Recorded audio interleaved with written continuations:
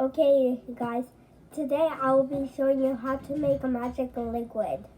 So first you need magical liquid and how to make slime. So you pour some in.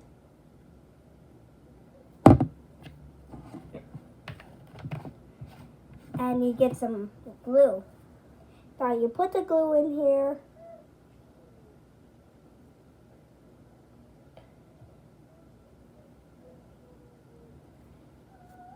And then what you want to do is shake it.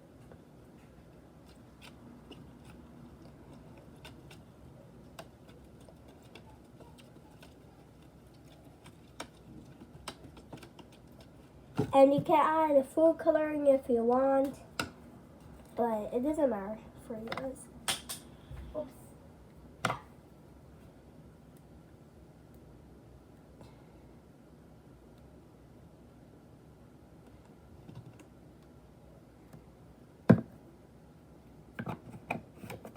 And now mix it again.